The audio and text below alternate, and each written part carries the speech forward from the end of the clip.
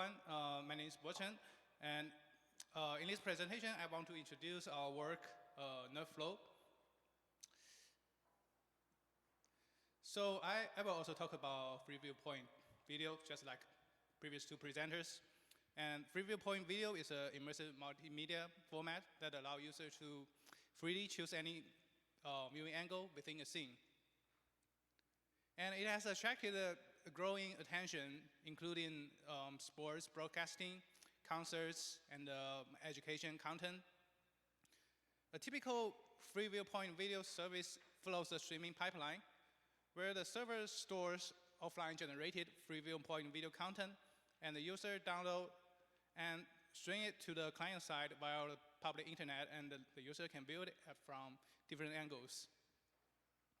The traditional methods typically represent the free viewpoint video using point clouds or meshes. So in a point cloud, the basic unit is a point, which stores the coordinates, the color, and the density. For meshes, the basic unit are the vertices and faces, which store color or density.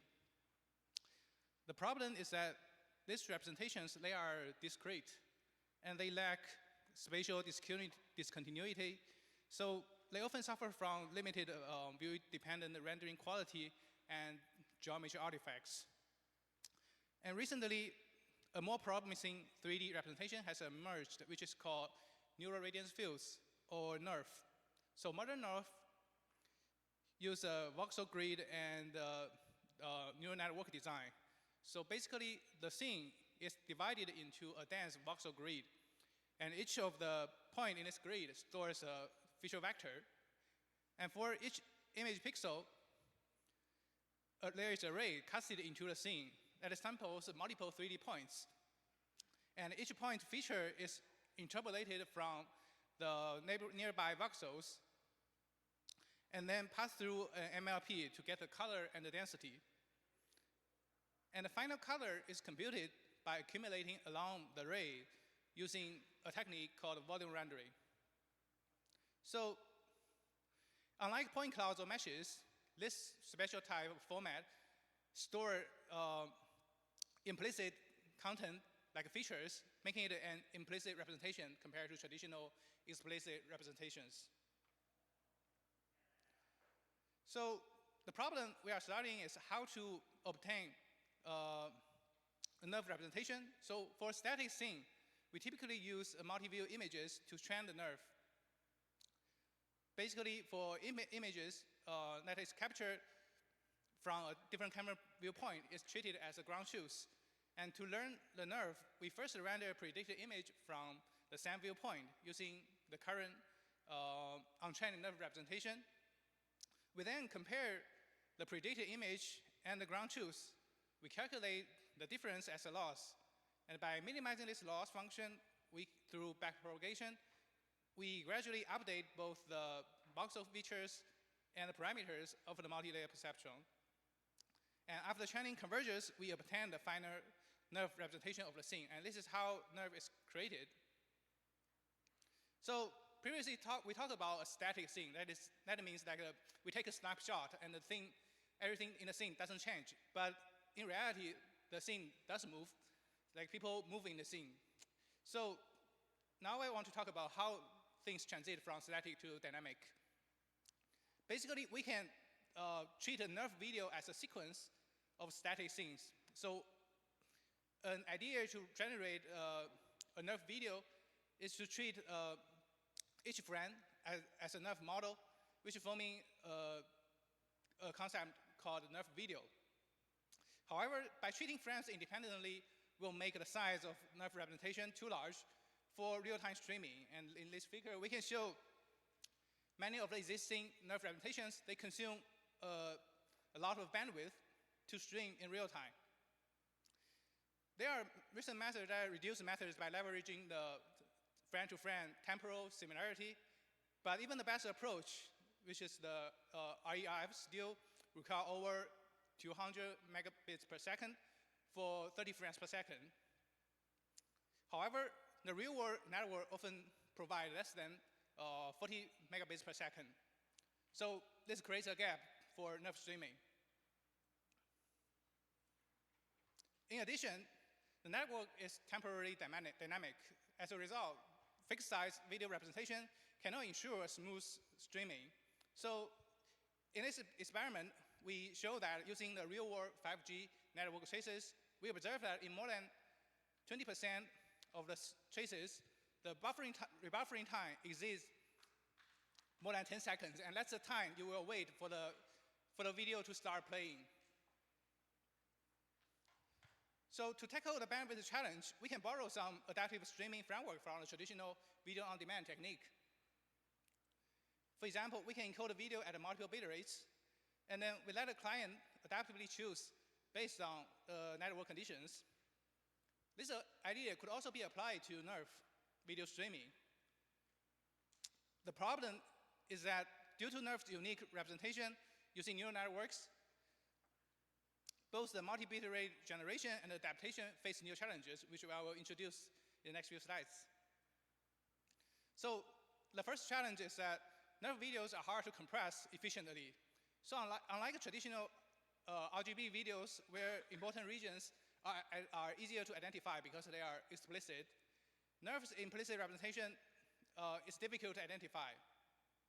So if we perform uniform compression of NeRF representation, it will hurt the visual quality, and we can see as the bandwidth requirement becomes more stringent, the quality quickly degrades. And that's the downside of uniform compression. And the challenge is to improve the compression efficiency for NeRF. Second, NeRF video encoding is much slower than traditional codecs like H.265. So basically, the encoding pipeline of NeRF involves 3 steps. The first step is frame prediction using motion and previous frames. And the second step is residual calculation between the predicted and the actual frames. The third step, 3D encoding, adopts 3D discrete cosine transform, quantization, and entropy coding. And this is a pipeline for NeRF's encoding. And to control the bit rate, we can adjust the quantization parameter.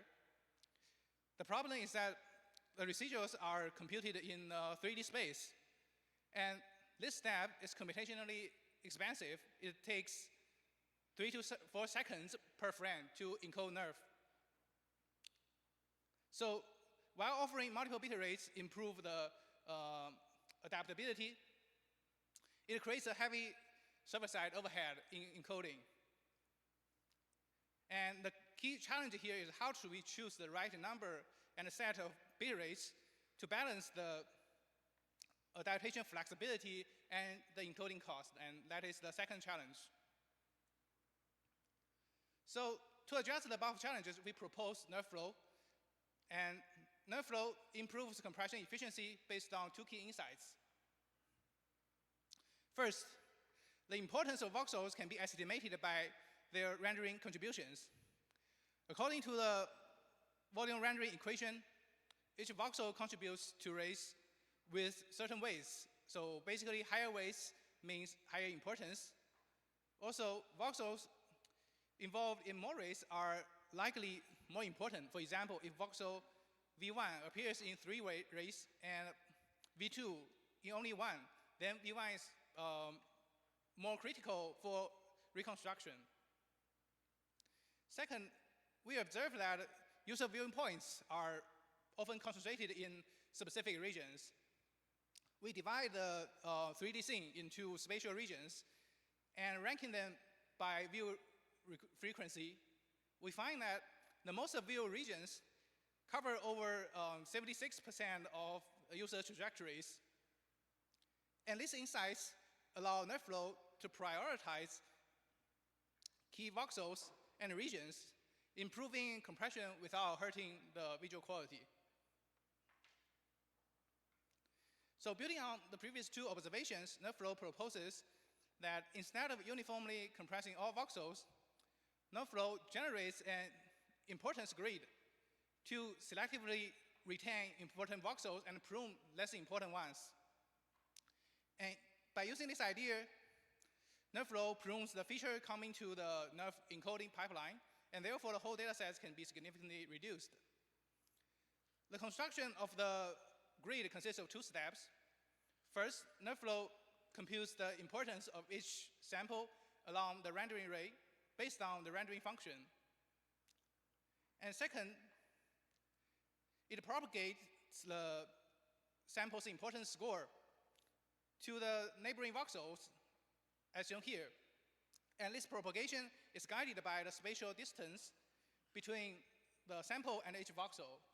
Voxels that are closer to the sample receive higher importance scores, while those that are far away receive lower scores.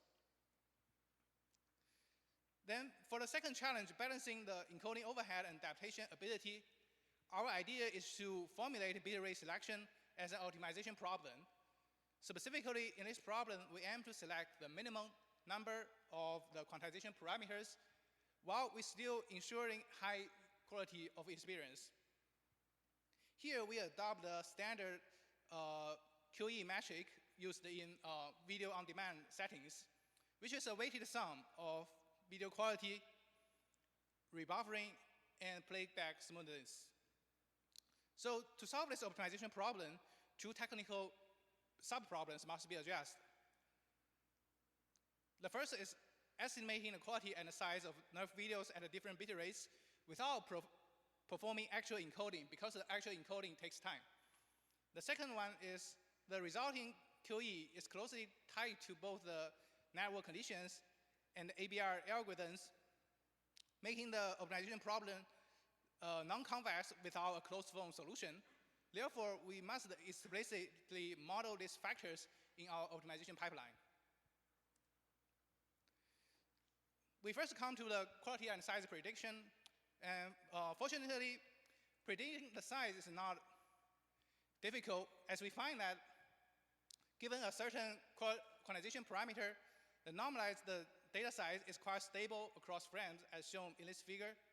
This actually indicates that for each QP, we only need to calculate the frame size of the first few frames and then directly apply this normalized data size to the remaining frames as they are stable. But we are not that lucky with the PSNR, as it does not exhibit such kind of stability. So to solve this problem, our idea is to use a 2-dimensional image encoder to infer the behavior of the NeRF video encoder, because they are both applying a similar pipeline using discrete cosine transform and quantization. So the model generation includes 3 processes. First, we render multiple 2D images for each frame based on the viewing points and the raw video, for each of which we can calculate the PSNR. Second, we use 2D encoder to encode the rendered image with different quality parameters, through which we can calculate the PSNR when using the 2D encoder. And finally, we can generate a prediction model to predict the ground truth based on the PSNR in the 2D encoding process. And the rationale is that the quantization process for NeRF video extends directly from 2D videos. And we have tested different prediction models, and more details can be found in the paper. So after obtaining the size and quality, we then need to know how to solve this problem, this non-convex problem. And our idea is to use the genetic algorithm to calculate the best QPs. So genetic algorithm is suitable as it does not require continuity or differentiability. It's great for solving a black box system. So it's well suited for our problem. As QE lacks explicit expression and the solution space is quite complex and discrete. And we also show the iterative logic in the following figure. So we use a virtual player to imitate the downloading process. Its inputs include both the selected quality quantization parameter, networking environments, and the ABR algorithm. Its output is the user's QoE, which is utilized as the feedback to iterate optimizer. So for the evaluation, we first evaluate effectiveness of our rendering-aware pruning technique. And we can see that NeRFlow significantly reduce the data size while maintaining similar quality as the state of the art, which is RERF. Then we have also tested NeRFlow in terms of QoE. We can see that NeRFlow also outperforms the baseline algorithm. We have also conducted an ablation study to analyze the effectiveness of our QP selection method. We compare both the QoE and the transcoding overhead for different algorithms, and the utility is the QoE minus the transcoding penalty. And we can see that our method can better trade off QoE and encoding overhead. In summary, in this paper, we have analyzed the pain points of transmitting NeRF videos in current network conditions. We then present NeRFlow, a practical framework for NeRF video streaming. And extensive evaluation also demonstrate the effectiveness of NeRFlow. And that's the end of the slides, and thank you for listening.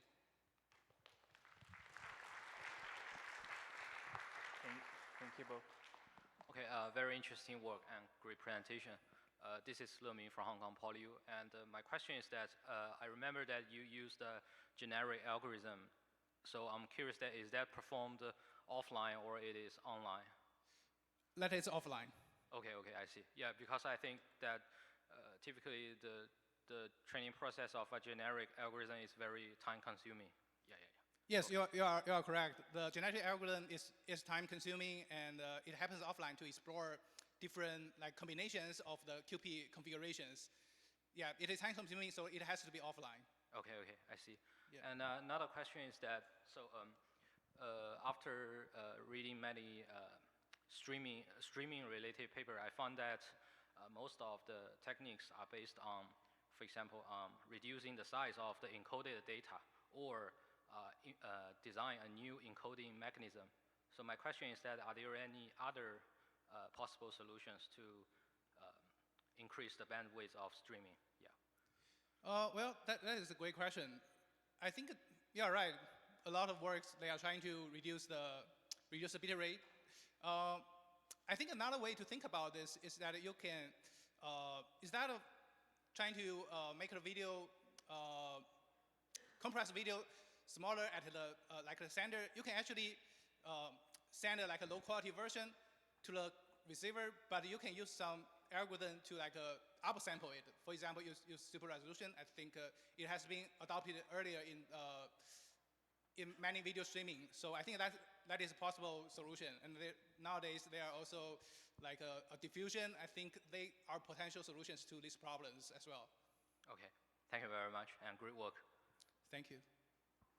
If I could squeeze a question, I'm sure you might have gotten this before.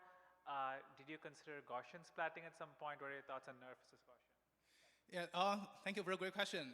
Yeah, and you are right. I think I have been asked more than 10 times about this problem. And I think Gaussian splatting is currently, so in short answer, Gaussian splatting is a better solution than NeRF. And for the long answer, they have different trade-offs. NeRF is more compact in size and it's slow in speed. Gaussian splatting is larger in size, but it's much faster. But nowadays, the researchers, they have put a lot of effort to make Gaussian smaller and smaller. So nowadays, NeRF does not receive enough attention, and the Gaussian receive a lot of attention.